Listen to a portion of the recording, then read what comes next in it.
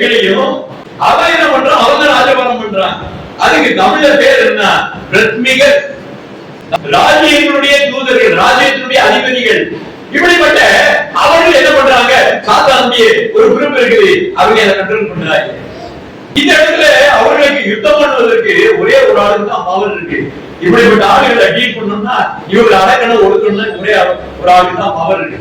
மிகாயலுக்கு மட்டும்தான் பிரதான தளபதியாக, பிரதான தூதனா இருக்க மிகாயலுக்கு தான் அந்த அதிகாரம் இருக்கு. 10-20 வாசிங்க.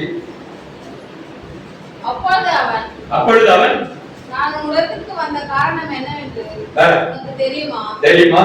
இப்பொழுது நான் பெர்சியாவின் பிரபுவோடு யுத்தம் பண்ண திரும்பி போகிறேன். பாருங்க, இங்க திரும்பி போற, எங்க போறான்? அடுத்த ஸ்டேட்டுக்கு போறான். அப்போ அவன் சொல்றான், என்ன சொல்றான்? நான் திரும்பி போகிறேன். நான் போன பின்பு கிரேக்க தேசத்தின் அதிபதி வருவான். அடுத்த ஆளு வருவான்.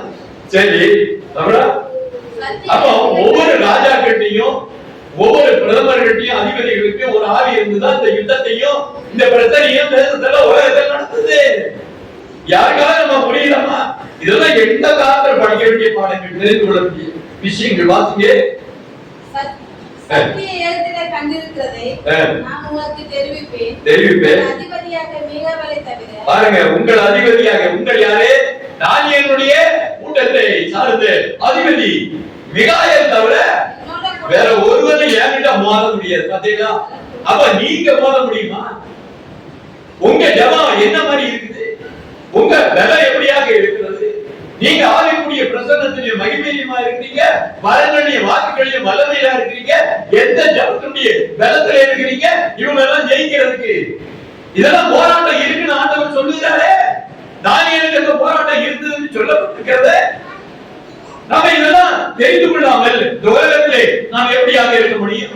ஆண்டவர் என்ன பண்றாருன்னா, தீமைகளை அழிக்கும்படியான ஒரு தூதர்களை வைத்திருக்கார். பலத்தவர் என்கிற ஒரு சேனை, பலத்தவர் என்கிற ஒரு சேனை, தீமையை அழிக்கும்படியாக ஆண்டவர் ஒரு கூட்டத்தை வைத்திருக்கிறார்.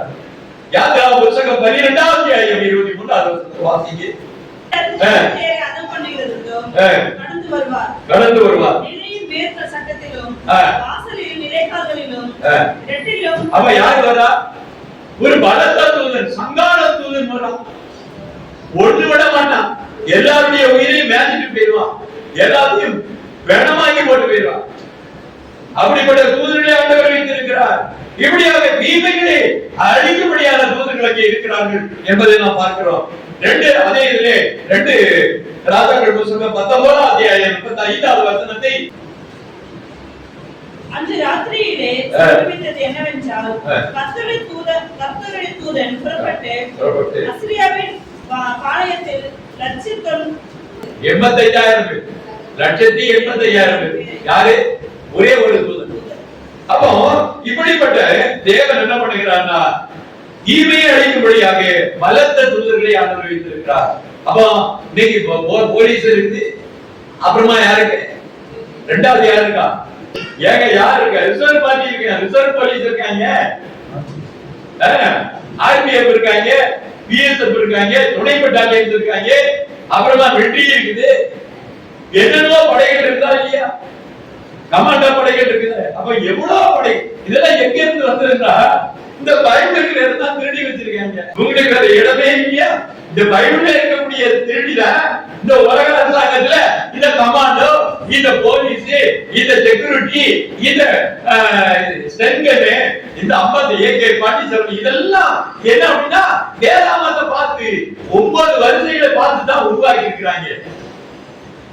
இதை புரிந்து கொள்ள வேண்டும். கர்த்தருடைய பிரியமானவர்களே, இன்னும் ஒரு காரியத்தை நாம் பார்க்கப்படும் போது எசேக்கியேலுடைய புத்தகத்துல 1ஆவது அத்தியாயம் 6வது வசனம். அவைகளில் ஒவ்வொன்றுக்கும் 4 முகங்களும், நன்னான்கு முகங்களும், ஒவ்வொன்றுக்கும் நன்னான்கு சட்டைகளும் இருந்தது.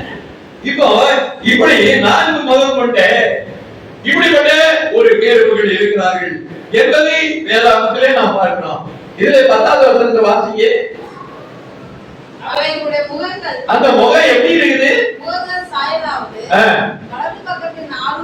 மனுஷ முகம் இருக்குது, சிங்க முகம் இருக்குது, எருது முகம் இருக்கிறது, கழுகு முகம் இருக்கிறது.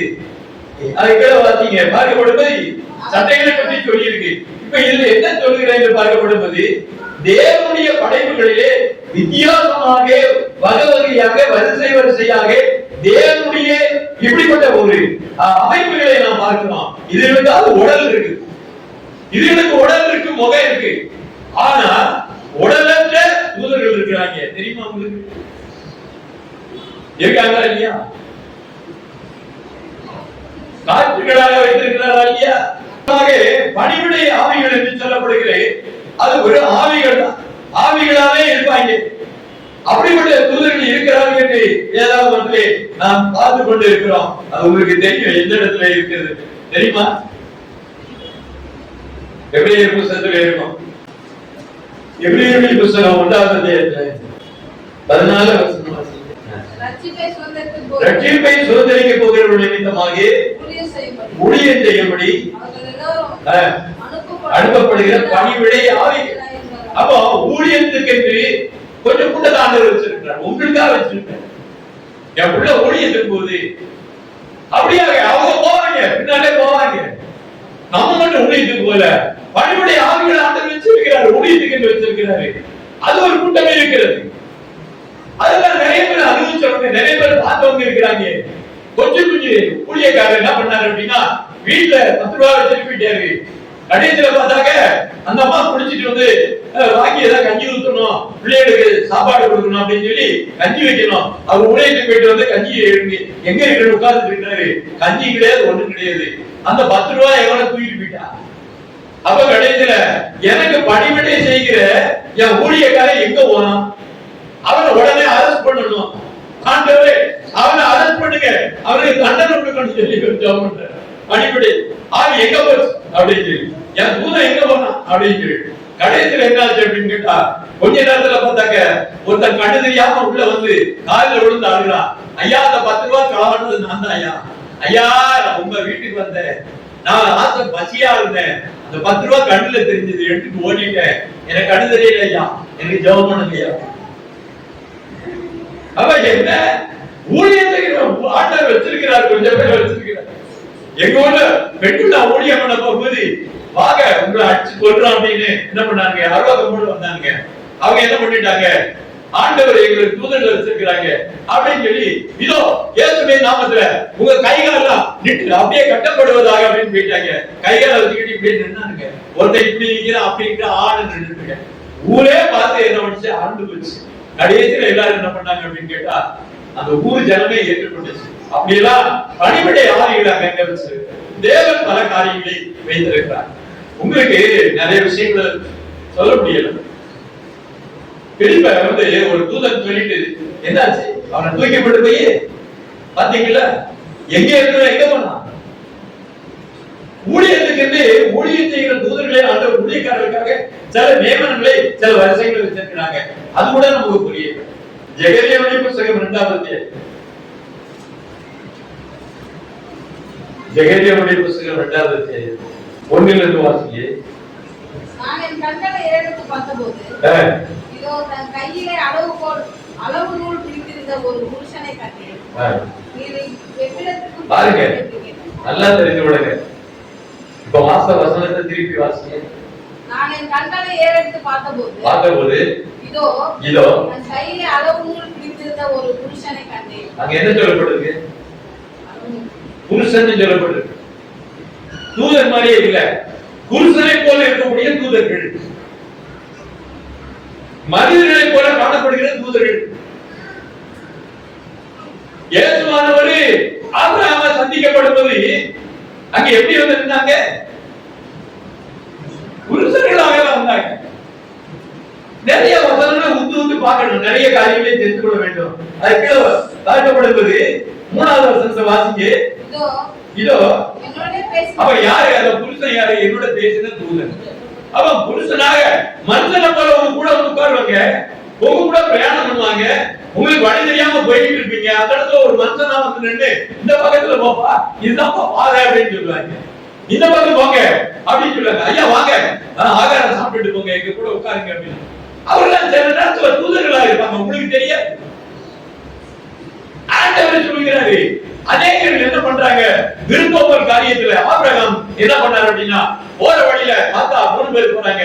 ஓடி போய் தலைவிட்டுக்கு வந்து, வாங்க வாங்க சாப்பிட்டு போங்க, ரொம்ப பிரயாணத்துல வரீங்க. அப்ப பசங்க யாரும் கிடையாது. அந்த பயணத்துல போறவங்க ஹோட்டல் கிடையாது, ஒண்ணும் கிடையாது. கிராமம் எங்க இருக்குன்னு தெரியாது. பசியா இருக்கு, சாப்பிடணும். அதனால வந்து சாப்பிடுங்க அப்படின்னு உடனே 3 பேர் சாப்பிட வராங்க. அந்த விருந்தோம்பல் ஒன்றுதான் ஆபிரகாமுக்கு பெரிய வாக்குத்தத்தத்தை, பெரிய ஆசீர்வாதத்தை கற்றுக் கொடுத்தார். இன்னைக்கு நிறைய பேர் கிறிஸ்தவங்க வீட்டுல விருந்தோம்பல் இல்ல அப்படின்னா அவங்களுக்கு ஆபிரகாம் பெற்ற ஆசீர்வாதம் நிச்சயமா கிடைக்காது, வராது. சில வீட்டுல அல்ல ஃப்ரிட்ஜர்ல எல்லாம் இருக்கும், ஐஸ்கிரீம் இருந்து கூலிங்ஸ்ல இருந்து கடையில என்ன இருக்கோ அவங்க அங்க இருக்கும். யாராவது விசுவாச குடும்பங்கள் யாராவது வந்தாங்க, விசுவாச சின்ன பிள்ளைகள் வந்து காசையோட எடுத்து கொடுத்தா கொடுக்க மாட்டாங்க. கர்த்தருக்கு ஸ்தோத்திரம். அப்படினால பிரியமானவர்களே, இப்படி வரிசைகளாக ஆண்டவர் படைத்திருக்கிறார். தூதர்களுடைய வரிசைகளை நம்ம கொஞ்சம் பார்த்திருக்கோம். அதுக்கப்புறம் தான் நிறைய காரியங்களை பேச முடியும். இது ஒரு அறிமுகம் தான்.